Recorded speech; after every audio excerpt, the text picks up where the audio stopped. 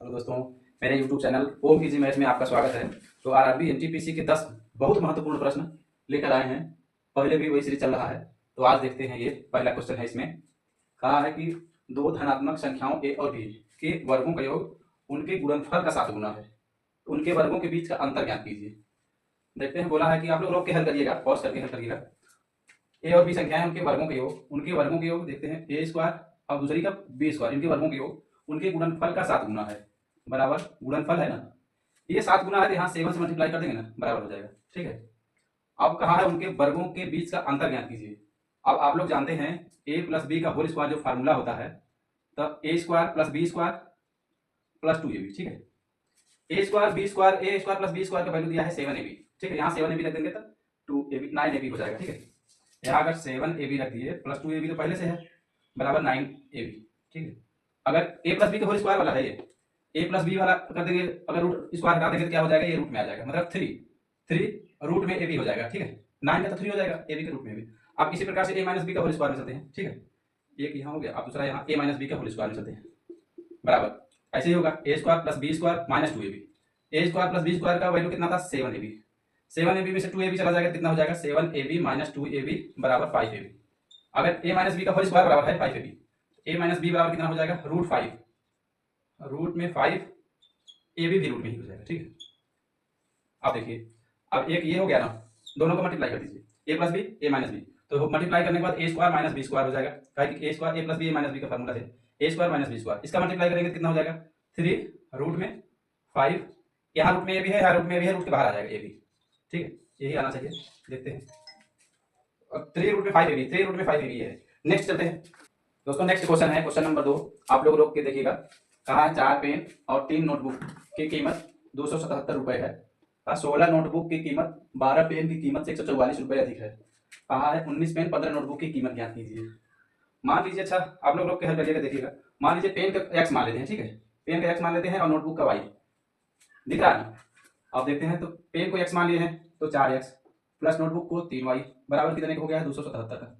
कहा है 16 नोटबुक की कीमत 12 पेन की कीमत से 144 अधिक है।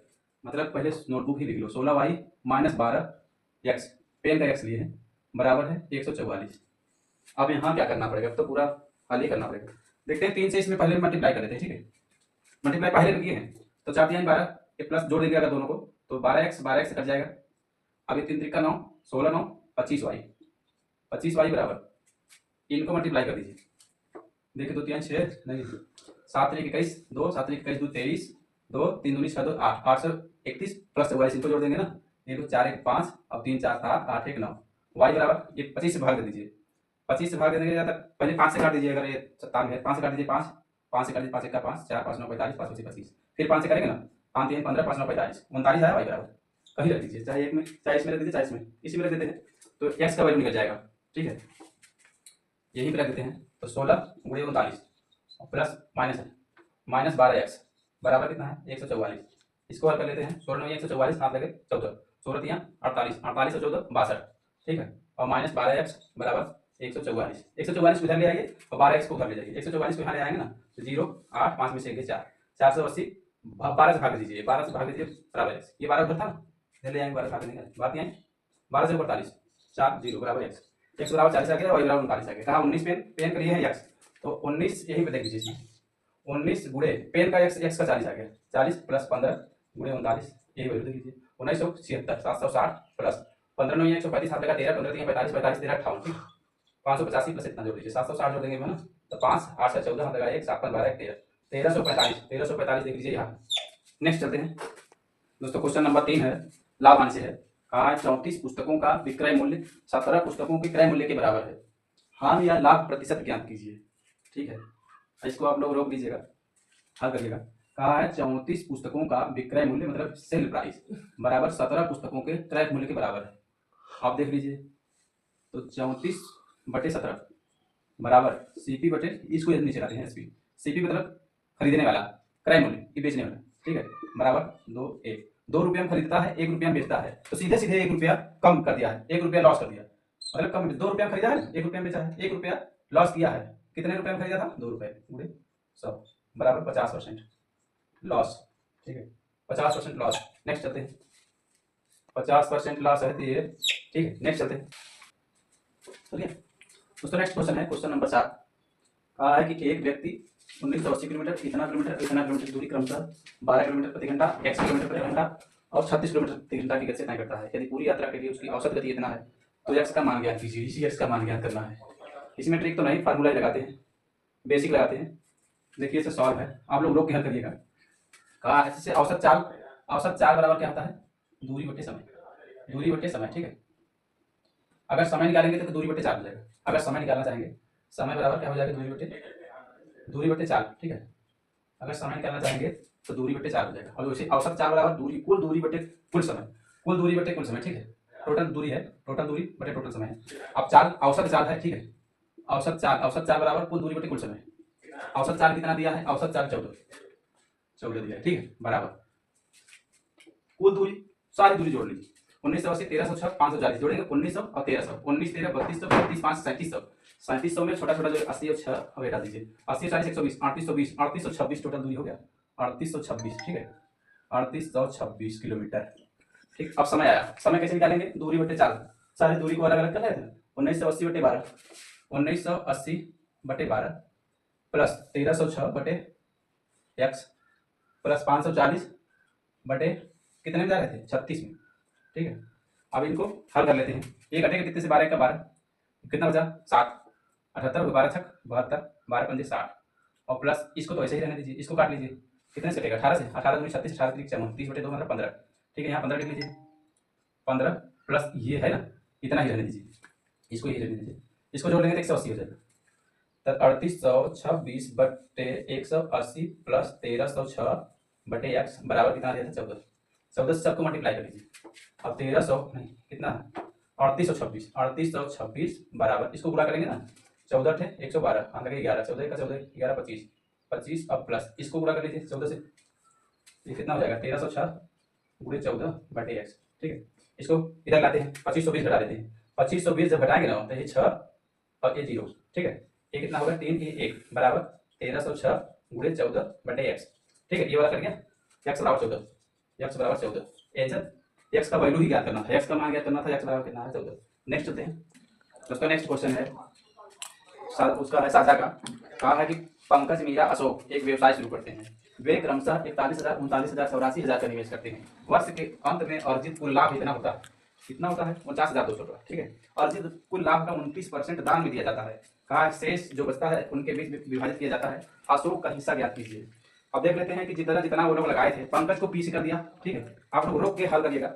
मीरा को एम से कर दिया, एक और है अशोक, अशोक को ए से कर दिया, ठीक है। कितना कितना वो लोग लगाए थे, पहले लगाया 41,000, 41,000 इन्होंने लगाया, ठीक है। 1,39,000 इन्होंने लगाया। सबसे ज्यादा अशोक ने लगाया, अशोक ने लगाया है 84,000, दिख रहा है ना।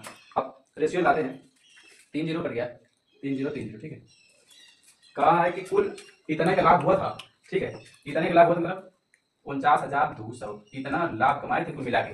कहा है कि इसका 29% दान में दिया गया, 29% दान में दे दो, बचेगा कितना 71%। 100 में से 29 जाएगा, 71% बचा है, 71% बचा है। इसी यही पूरा धन है, 29% देने के बाद इतना बचा है इतने में से, ठीक है। अब इसी में से तीनों को बांट दीजिए। बांटना है, कहा है उनके विभाजित अशोक का हिस्सा, अशोक का ये है 84 39, ये है अशोक का, ये है अशोक का हिस्सा पूछ रहा है। अशोक बराबर कितना है 84, तीनों का कितना है 40 41 80 84 164, ठीक है। 164 जोड़ने के बाद तीनों का, अब यही हल कर दीजिए, आ जाना चाहिए। देखो कटेगा किसी से, 4 से काटो, 4 से काटेंगे 21, 4 से काटेंगे 4 41, ठीक है। 41 इसको अगर देखें, 41 1 का 41, यहाँ बचा 8, 41 दूना 82, अब ये दोनों जीरो यहाँ चला गया, अब ठीक है। अब है 41 ये कट गया, कटने के बाद इतना आया था। अब आया है 21 गुणे 12 गुणे 71, ठीक है। अगर ऐसे देखा जाए यूनिट डिजिट से देखा जाए, ये अशोक है, अशोक का ही धन निकाले, यूनिट डिजिट से देखा जाए तो 2 2 1 का 2, फिर 2 1 का 2, 2 2 एक ही जगह आ रहा है, एक ही जगह आ रहा है। आप लोग गुणा करके देख लीजिएगा, और नहीं तो गुणा ही कर देते हैं। 12 का 12 आप लगाइए, 12 दूनी 24 से 25, 25 गुणे 71 कर दीजिए, गुणे 71 कर देंगे ना तो आ जाना चाहिए। 2 5 2 7 दूनी 14, हाथ लगाइए, 7 25 26 37 7 दूनी 14 17। अब ये देखिए 2 5 4 9, ये हो जाए 7 8, ये हो जाए 17, ठीक 17,892, 17,800, बहुत सही। नेक्स्ट चलते हैं दोस्तों, क्वेश्चन नंबर 6 है, सीधा सा क्वेश्चन है। हाँ, एक नियमित अष्टभुज में विकर्णों की संख्या क्या है, संख्या क्या करना है। नियमित अष्टभुज में विकर्णों की संख्या, जो पॉलीगॉन में विकर्णों की संख्या जो होता है n × n - 3/2, ठीक है। ये विकर्णों की संख्या का फॉर्मूला है। इसमें चाहे जितना दे दे भुजा, चाहे जितना भुजा दे दे, सब करके 8 विकर्ण 8 भुजा में 8 रख दीजिए, 8 गुणे 8 में से 3 गए 5/2 बराबर 20। ये है आंसर 20 है। नेक्स्ट चलते हैं दोस्तों। नेक्स्ट क्वेश्चन है क्वेश्चन नंबर 7। आप लोग रोक के एक बार देखिएगा। 13%, 20%, 4% की 3 लगातार छूट एकल छूट की मतलब कितने के बराबर हो जाएगा? दशमलव दो स्थानों पर ज्ञात करना है। पहले इन दोनों को लेंगे, एक निकाल लेंगे, जितना आएगा उसके साथ 4 ले लेते हैं। ठीक है कि छूट ही है तीनों, तो -13 और -20 माइनस माइनस प्लस 13 गुणे 20/100। ठीक है, इसको करेंगे तो कितना हो जाएगा? -33 प्लस 20 पंजे 100, 5 से भाग दे दीजिए इसमें। 13 में कितना हो जाएगा? 5 दूनी 10, 5 30 प्लस 2.6। इसको घटा दीजिए तो कितना हो जाएगा? 3 घटा दीजिए 30.4 हो जाएगा। ठीक है, 30.4 ये माइनस में है। अगला चलते हैं माइनस में, ये भी 4 है। ठीक है, और माइनस माइनस हो जाएगा प्लस 30.4 गुणे 4/100। ठीक है, इसको कर लीजिए कितना? 30 4 34 34.4 ये है माइनस में और प्लस में। ये वाला करेंगे ना 304 देख लीजिए, पॉइंट उससे करेंगे 304 तो चौका करेंगे 1216 हो जाएगा। 1216 3 स्थानों पे पॉइंट लगाओ, क्योंकि 2 स्थान नीचे है, एक ऊपर था ही। ठीक है, अब इसको घटा लेते हैं। इसको घटा लेंगे तो कितना हो जाएगा? तो 1.216 2 1 6 0 0 इसको घटा लेंगे ना, इसको नीचे ला देंगे। घटाएं 4, यहाँ कितना बचा? 9 में से 8, यहाँ बचा कितना? 3 में से गया, 3 में से 2 गया 1, यहाँ कितना? 3, यहाँ कितना? 3।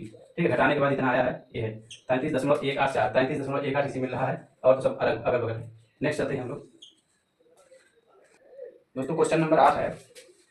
कहा है कि 2 नल एक टंकी को क्रमशः 4 घंटे और 32 घंटे में भर सकते हैं। कहा एक तीसरा नल इसे 4 घंटे में खाली कर सकता है। यदि उन सभी को एक साथ खोला जाए तो खाली टंकी का 1/4 भाग भरने में कितना समय लगेगा? ठीक है, अब दिया है नल एक है, ABC मान लेते हैं। ठीक है, ए है 4 घंटे में भर देता है, बी है 32 घंटे में भर देता है, सी है 4 घंटे में खाली कर देता है। ठीक है, इसका माइनस लगा लिए हैं।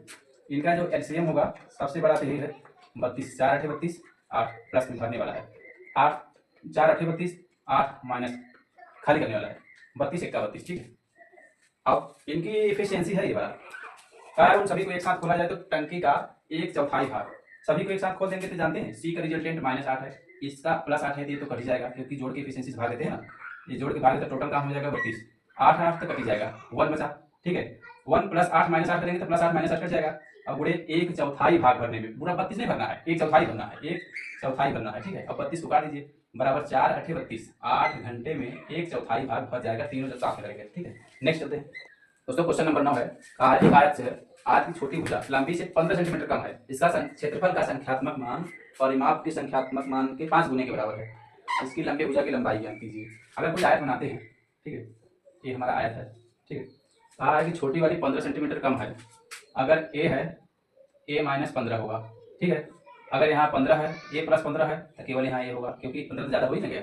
ऐसे कर सकते हैं, कोई दिक्कत नहीं। कहा इसका क्षेत्रफल का संख्यात्मक मान, इसका क्षेत्रफल क्या होगा? लंबाई गुणे चौड़ाई, तब a + 15 गुणे a। ठीक है, बराबर इसके परिमाप के संख्यात्मक मान के परिमाप क्या होगा? 2a + b होता है, इसको जोड़ दीजिए 2a + 15 परिमाप के संख्यात्मक मान के 5 गुने के बराबर है, 5 गुने 5 गुणा कर दीजिए, अब बराबर हो गया।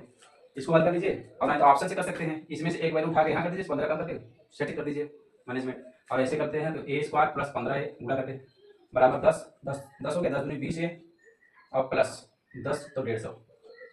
अब ये हल कर लीजिए, यही चल आ जाएगा। अब देखते हैं जैसे a² - 5a और फिर -150 बराबर 0। ये कर दीजिए 30 पंजे 150, 15 था हमें 150, 15 में से 10 गए तो कितना हो जाएगा? a - 15 a + 10 आ जाएगा। ठीक है, और a - 15 a बराबर 15। ठीक है, a बराबर 15 आया है, तो लंबी भुजा ज्ञात करना है, यही 15 रख दीजिए। 15 15 30, लंबी भुजा 30, छोटी भुजा 15। अगर ऐसे करना चाहते हैं कर लीजिए, नहीं तो फिर ऑप्शन से उठा के कर लीजिए। अगर यहाँ 30 रख दिए यहाँ 15 रख दीजिए, इसको मैनेजमेंट बराबर कर लीजिए। नेक्स्ट चलते हैं दोस्तों। नेक्स्ट क्वेश्चन है 10 नंबर। कहा यदि किसी डेटा की माध्यिका उसके बहुलक से इतना कम है तो डेटा की माध्यिका उसके माध्य से कितना अधिक है? या आप लोग रोक के हल कीजिए। कहा अनुभवजन्य सूत्र का प्रयोग करें। सूत्र एक हम लोग जानते हैं, बहुलक बराबर क्या होता है? 3 माध्यिका 3 × माध्यिका 3 × माध्यिका -2 माध्य। ठीक है, ये हम लोग जानते हैं। कहा है किसी डेटा की माध्यिका उसके बहुलक से इतना कम है, तो जो दिया है बहुलक बराबर दिया है, बहुलक बराबर जो माध्यिका है, माध्यिका कहा है कि उस माध्यिका उसके बहुलक से इतना कम है। अगर इतना इसमें बहुलक में माध्यिका में जोड़ देंगे तो बहुलक के बराबर हो जाएगा। कहा है माध्यिका उसके बहुलक से इतना कम है, बहुलक से इतना कम है, इतना इसमें जोड़ देंगे तो इसके बराबर हो जाएगा। कितना जोड़ देंगे? 80.32। ठीक है, ये अगर इसको इधर लाएंगे तो क्या हो जाएगा? इसको इधर लाते हैं तो बहुलक माइनस माध्यिका बहुलक माइनस माध्यिका यही वाला इधर लाए हैं, बराबर कितना हो जाएगा 80.32। ठीक है ये। अब यहाँ चलते हैं, यहाँ चलते हैं ना, बहुलक है ना, इसमें से 3 माध्यिका है, एक माध्यिका यहाँ लाते हैं, बहुलक माइनस माध्यिका। ठीक है, बहुलक माइनस माध्यिका एक एक लाते हैं, 2 यहाँ बचेगा, तो बहुलक माइनस माध्यिका बराबर एक माध्यिका यही वाला है। ठीक है, ये बहुलक यही है, एक माध्यिका उठा के लाए हैं इधर, आप इधर चलेंगे जब बराबर के, यहाँ 2 माध्यिका बचेगा, तो 2 2 कॉमन लिया। ठीक है, 2 माध्यिका बचा, तो माध्यिका है ना, ये माध्यिका, ये 2 कॉमन लिया, एक माध्य है। ठीक है, माइनस माध्य। आप देखिए बहुलक माइनस माध्यिका बराबर 2 इंटू माध्यिका माइनस माध्य। बहुलक माइनस माध्यिका, बहुलक माइनस माध्यिका कितना था 80.32, 80.32। ठीक है, ये 2 नीचे लाते हैं, 2 नीचे ला देंगे। ठीक है, बराबर यही बचा है हमारा, तो माध्यिका माइनस माध्य, इसको काटेंगे कितना हो जाएगा 40.40। दोस्तों ये दिख नहीं रहा था, ये बहुलक माइनस माध्यिका बराबर 2 कॉमन लिए थे, यहाँ से 2 इसको एक हटाए थे ना, 2 कॉमन लिए तो माध्यिका माइनस माध्य हो गया, 2 बाहर लिए थे। अब बहुलक माइनस माध्यिका बराबर बहुलक माइनस माध्यिका 80.32 दिया था, इसको यहाँ रख लिया 80.32, 2 से इधर ले आके भाग दिया है, कितना 40.16 हो गया, बराबर क्या बचा यही वाला। ठीक है, माध्यिका माइनस माध्य, माध्यिका माइनस माध्य पूछा क्या है, डेटा की माध्यिका उसके माध्य से कितना अधिक है, माध्यिका माध्य से 40.16 अधिक है। ठीक है, नेक्स्ट करिएगा। दोस्तों 10 क्वेश्चन की सीरीज 10 हो गया है, इसके बाद आप लोग रोक के हल करिएगा कुछ। तो वीडियो अच्छा लगे तो लाइक करिएगा, शेयर करिएगा, सब्सक्राइब करिएगा। बहुत बहुत धन्यवाद।